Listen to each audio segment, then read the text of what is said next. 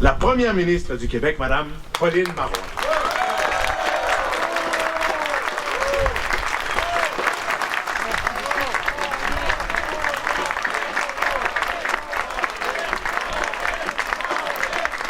Merci. Merci beaucoup de votre accueil.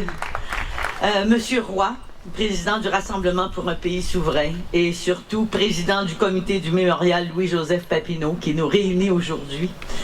Cher Bernard, Monsieur le Premier ministre, Monsieur Gendron, le vice-premier ministre, messieurs les députés, Monsieur le maire, mesdames et messieurs les amis du Québec et sûrement aujourd'hui, ceux et celles qui ont le plaisir et le goût et l'honneur de rendre hommage à Louis-Joseph Papineau. Aujourd'hui, nous ajoutons ensemble une nouvelle pierre à l'imposant ouvrage de la nécessaire réappropriation de notre histoire nationale. Peuple que l'on disait sans littérature, les Québécois ont eu fort à faire dans leur passé récent pour revaloriser leur récit historique, le faire mieux connaître et dans certains cas, le redécouvrir.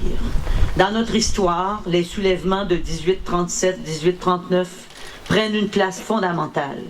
Il s'agit d'un rugissement, un cri dans la nuit, la première manifestation de notre désir de vivre libre, dans l'amour de la démocratie. Depuis 175 ans aujourd'hui, nous ne voulons plus courber l'échine. Bien sûr, il y a eu des moments de recul, des échecs, des déceptions. Notre volonté, elle s'est incarnée de différentes façons. Certains croient encore qu'on peut y arriver au sein du Canada. C'est une option légitime. Comme Louis-Joseph Papineau, nous croyons plutôt que nous devons nous donner les institutions politiques normales, d'un peuple normal, avec un pays normal, un pays québécois indépendant.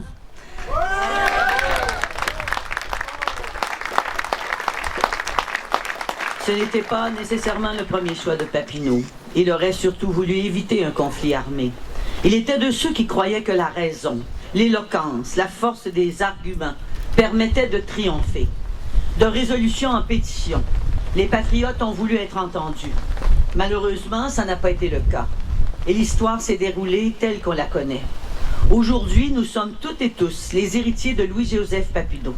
Nous avons le devoir de poursuivre le combat de la démocratie, le combat de la liberté, la conviction que les Québécois sont les mieux placés pour décider pour eux-mêmes et qu'ils n'ont besoin pour se gouverner de l'arbitraire d'aucun autre peuple. Cette histoire, après avoir été presque oubliée, doit être connue du plus grand nombre. Pour y arriver, certains ont fait un travail admirable. C'est le cas du Rassemblement pour un pays souverain, de ses artisans, qui inlassablement continuent d'honorer la mémoire des patriotes. C'est le cas du Premier ministre, de Bernard Landry, qui, il y a maintenant 10 ans, a fait en sorte que les patriotes soient honorés convenablement dans notre vie publique. Je veux remercier tous les partenaires qui ont contribué à l'édification de ce monument. Je suis fier et ému que les milieux d'affaires, et je salue Pierre-Carl Péladeau qui est avec nous aujourd'hui, se soient investis dans cette aventure.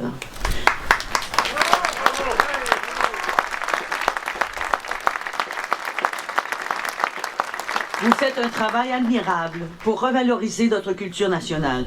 On le voit, le mémorial de Louis-Joseph Papineau nous a mobilisés et aujourd'hui il nous unit.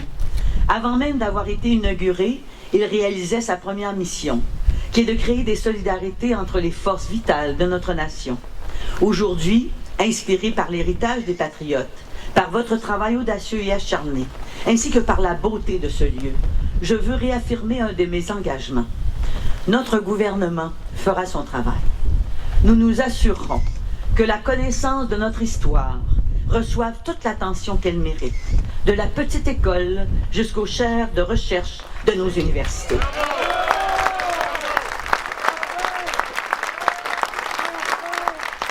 Nous le ferons en gardant en tête que notre récit national comporte ses nuances, ses zones d'ombre, ses différentes interprétations. Mais nous serons déterminés dans cette volonté, celle que les Québécois de tous les âges connaissent l'histoire qui est la leur, qu'ils la célèbrent, qu'ils la valorisent, qu'ils s'en inspirent. Il y a dans notre passé des enseignements susceptibles de nous guider pour l'avenir, comme l'engagement, le dévouement et le sacrifice de Louis-Joseph Papineau et de ses patriotes. Je vous remercie beaucoup. Vive le Québec libre.